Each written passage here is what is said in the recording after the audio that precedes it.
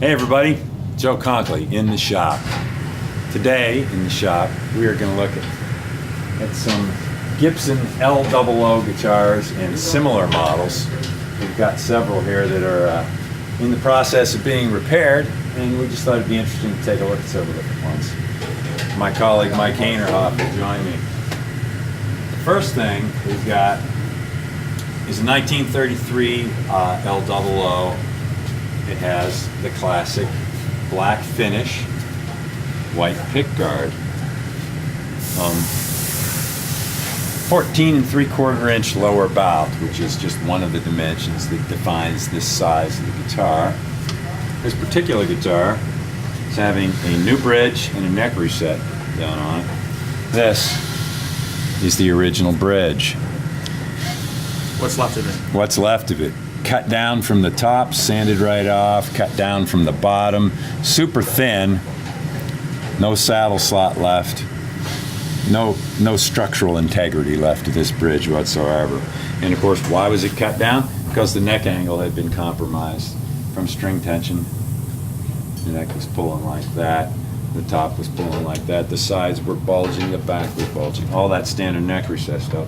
So Scott Stretch Rhinesmith had been working on this guitar, and he has made a new bridge in the Gibson style from that period, in which it has the long vintage saddle, and the wings have this nice curve to them, where it curves from the body of the bridge down into the wing to form the wing, and it also comes back up and curves down again right to this point there.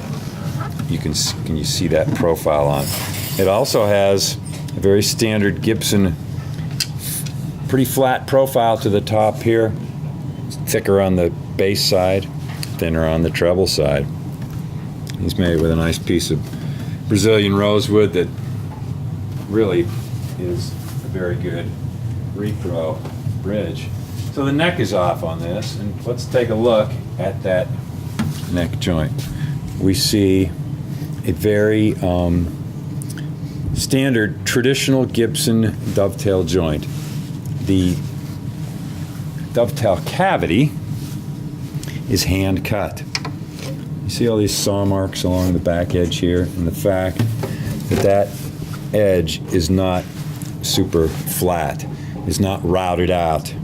We can also see that the cavity goes pretty much all the way through. So this cavity is cut with a saw like this, and it saws all the way through. Then they put a false bottom on it and make a series of cuts, and then that is chiseled out from there.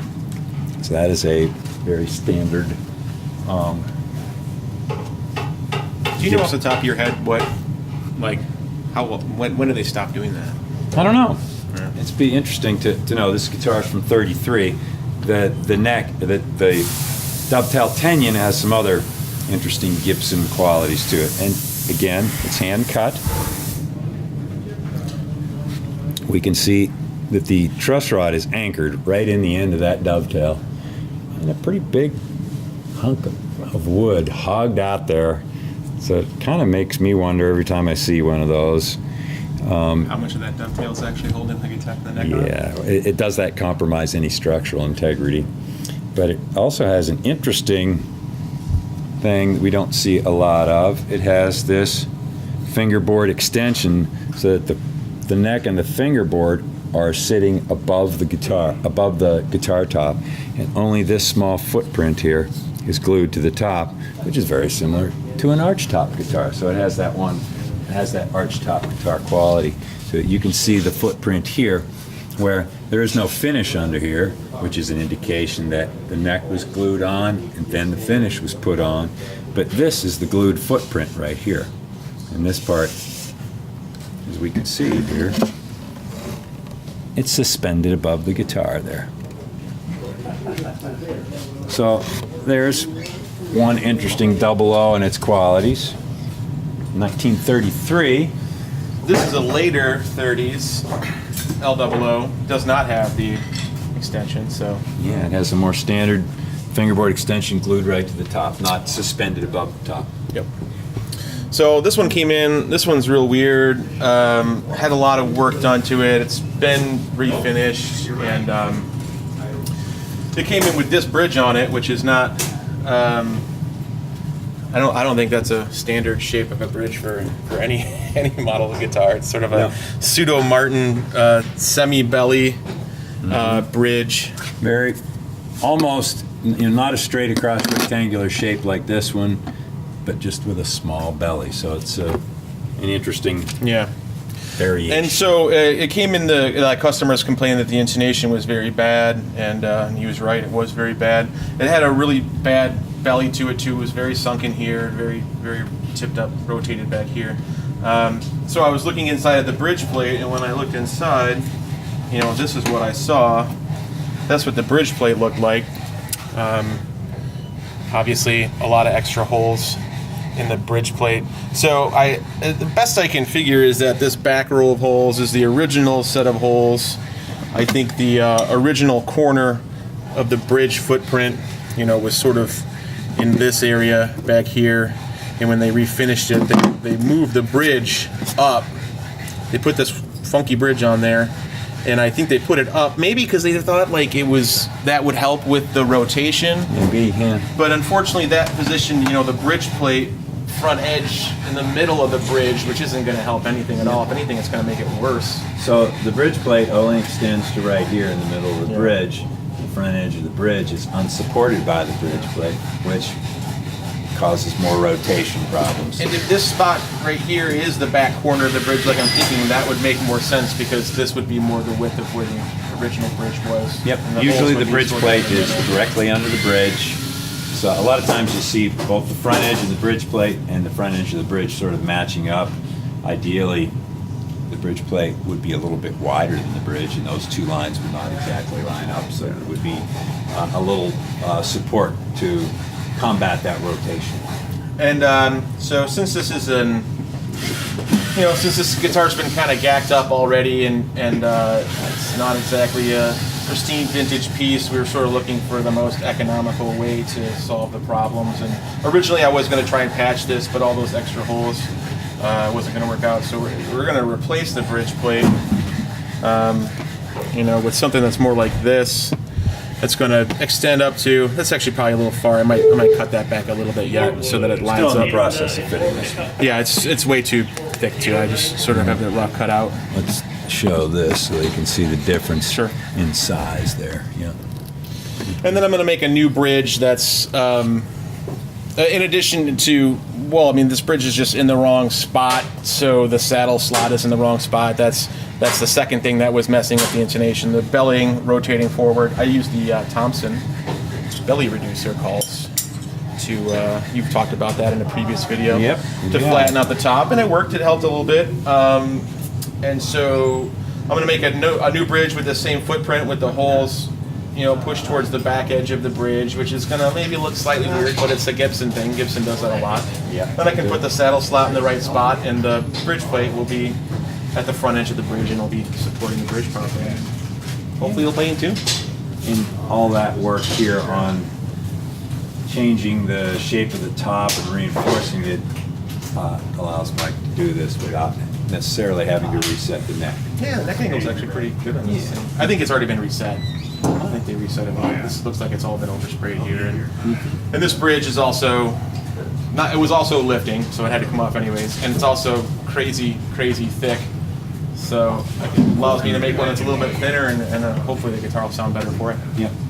So a correct neck angle is really one where you can take a straight edge and shoot it out up over the top, and it allows for a normal bridge thickness with a normal saddle height. So it's really the relationship between that angle that the neck goes on and the size of the bridge. All right, so there's that one.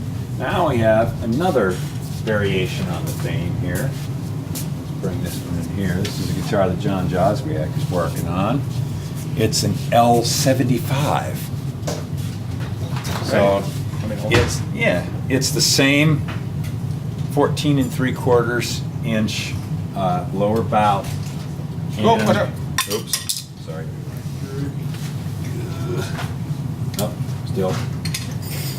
undamaged there. So it's the same, a very similar body shape, although not exactly the same, huh? I wonder if the waist looks a little wider on this. This looks a little more pinched in at the waist. Maybe but same lower bow, but of course it's a, is it longer? Yeah. It's pretty close. Pretty close, pretty close. Pretty close. 14, both 14 frets to the body. But this, of course, is an archtop guitar, not an archtop with F holes like the violin, but an oval hole. This is amazing that this one's not all. Usually you see these and they're super duper caved in because of that round sound hole, but this one looks really, really good. Because it has a variation on the X brace. We've actually seen the interior of a guitar like this that John repaired at one point and had to rebrace, but it's more like an H. So there are 2 bars right here with a crossbar right there forming the H, and another crossbar below the It's like a true ladder brace. yeah, a true ladder brace. A ladder combined with a set of tone bars, which are more like the X, only not crossed, but separated out like that. So an archtop variation of the same thing. And now we have a 4th guitar that Paul Schotzko is working on. We're going to bring Paul in here. And this is a later guitar. So all of these guitars are from the 30s, right? And what do you have here, Paul? This is either a 48 or 49 LG3. A guy brought it in, belonged to his dad. It's been sitting in the case for a long time. Bridge is cracked on the wing, and it came out from where this. Usually there's like a pearl inlay that covers a screw that goes through the top of the guitar. I think the screw got over tightened or something, and it cracked the bridge there. So I need to glue A little that variation on this bridge where it has the rectangular shape. It's a little wider than that one, but the wings are just this one curve and then straight out to the edge.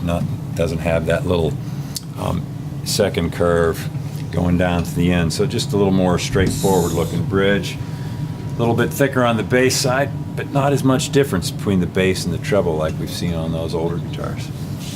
So it's a similar size body, but a slightly different shape, a little more rounded. The waist is definitely bigger, and a very slope shoulder, but and a later guitar. So again, it's similar size guitar, but just a later variation on the theme. This one's got some problems with the braces. It was stored in a spot where it was really dry, and the glue basically just started to deteriorate. So I got a couple of braces that are completely out of the guitar. One of them is missing, so I have to make one to match, and then the other one up here is loose. So these braces are typical Gibson shaped braces, especially this profile here, this triangulated profile there. These are the back braces, and you can see the saw marks. I hope you can see. I can see them. Where it came right off the table saw there, and it's a very, nice cut for coming off the table saw, but again, certain crude look to it. Just a little bit cruder, yeah, not much sanding, but it has this Gibson profile, quality.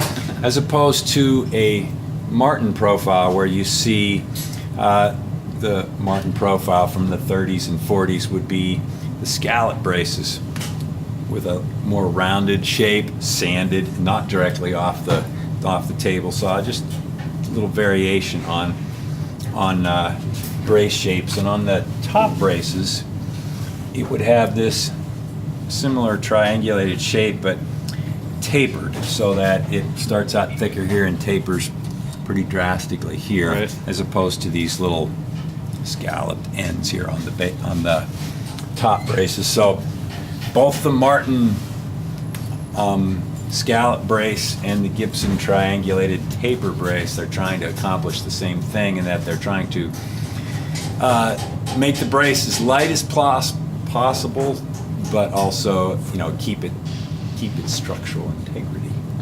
Just two variations on the theme. Yeah. Those tuner buttons look like they're about. Yeah, the guy's gonna done. upgrade to a better quality tuning machine with Yeah. the nylon bushings in there, so more of a Good point. modern sort of The plate. plastic buttons in more often the 40s, 50s, the 40s, I guess, they tend to deteriorate. Similar style, but that one's got newer buttons on it already. Yeah. Mm-hmm. The buttons there are in pretty good shape. But the buttons, the solvents used to make the plastic tend to leach out over time. At a certain point, the buttons just shrink up, turn brown, and start to crack. And when they get really bad, you can grab them, It'll just crumble. crumble into dust, and fall off. Right. So that's not an unusual thing to. All of these guitars have the 19 fret neck, right? And the end of the fretboard here is we're at the 20th fret. Yeah, so the fingerboard extension is a little shorter, and it exposes the rosette. So you have a full ring rosette, no interruption from the fingerboard extension. Here we go. So some variations on Gibson small body guitars, L00s, an L75 archtop, and a newer LG3. Thanks for tuning in the shop. Thanks to Paul and Mike for sharing their repairs with me. And like us, share us on Facebook, and we'll see you in a couple of weeks. Bye-bye.